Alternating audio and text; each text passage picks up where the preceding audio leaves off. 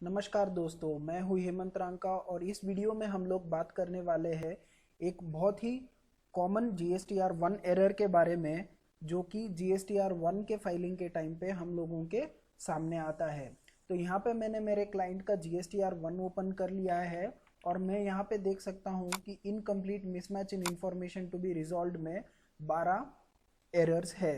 तो यहाँ पे अगर हम लोग इस पर क्लिक करते हैं और डिटेल में चेक करते हैं तो यहाँ पे हमको दिखाई दे रहा है कि information required for generating table wise details not provided. जब मैं इसमें डिटेल में जाता हूँ तो यहाँ पे मुझे दिखाई देता है कि क्लाइंट ने सन्ड्री डेटार का नाम तो क्रिएट कर दिया है, लेकिन GSTN या फिर UIN स्पेसिफाई नहीं किया है। तो चलिए अब इस पर्टिकुलर लेडजर के अल्ट्रेशन मोड में जाते हैं और चेक करते हैं कि एक्चुअल में क्या हुआ है। यहाँ पे क्लाइंट ने सन्ड्री डेटार का लेडजर तो क्रिएट कर दिया है, लेकिन यहाँ पे आप देखिए रजिस्ट्रेशन टाइप में यहाँ पे इन्होंने रेगुलर ले लिया है, लेकिन यहाँ पे GST नंबर स्पेसिफाई नहीं किया है। तो आपको ये ध्यान में रखना है कि जब भी आप कोई अनरजिस्टर्ड पर्सन आपसे क्रेडिट में परचेज करता है और उसका ट्रैक रखने के लिए आप उसका अकाउंट सन्ड्री डेटार्स में डाल के एक अकाउंट क्रिएट करते हो या फिर एक लेडजर मेंटेन करते हो, तो आपको ये ध्यान रखना है कि आप यहाँ पे लेडजर टाइप में क्या है, रेगुलर है या कॉम्पोजिशन डीलर है या फिर कंज्यूमर है या अनरजिस्टर्ड पर्सन है, इसको सही से स्पेसिफाई करना है। और इसके साथ साथ अगर वो रेगुलर डीलर है या फिर कॉम्पोजिशन डीलर है तो उसका GST नंबर यहाँ पे आपको स्पेसिफाई करना अनिवार्य है, नहीं तो वहाँ पे आपको GSTR1 में वो एरर शो करेगा। तो यहाँ पे मैं इसको रेगुलर से अनरजिस्टर्ड में कन्वर्ट कर देता हूँ और आगे चेक करता हूँ कि ये एरर सॉर्ट हो जाता है या नहीं।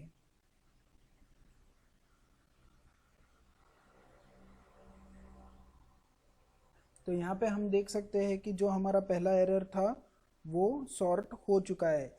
और आगे हम फिर से दूसरे लेडजर में चेक करते हैं, वहीं पे भी वहाँ भी सेम एरर ही दिखाई दे रहा है। तो यहाँ पे हम लोग सारे अनरजिस्टर्ड में या फिर कंज्यूमर में डिपेंडिंग अपॉन इट चेंज कर लेते हैं ताकि ये एरर हमें ना दिखाई दे।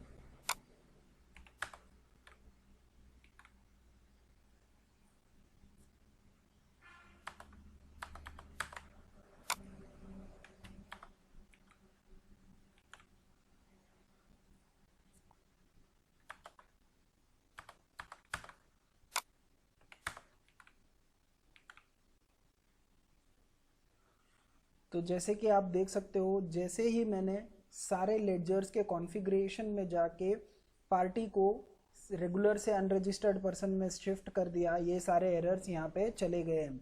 लेकिन इस चीज़ को करने से पहले आपको उस पार्टी से कंफर्म कर लेना है कि ये सारे के सारे अनरजिस्टर्ड पर्सनस है या फिर कंज्यूमर्स है, वरना आपको आगे चल के दिक्कत हो सकती है। तो इस तरीके से आप ये जो एक कॉमन एरर है GSTR1 फाइल करने के वक्त आपको जो दिखाई देता है उसको आप इजीली सॉल्व कर सकते हो। तो अगर आपको मेरा ये वीडियो पसंद आया हो तो चैनल को सब्सक्राइब कीजिए, वीडियो को लाइक कीजिए और अपने दोस्तों के साथ शेयर कीजिए। Thank you.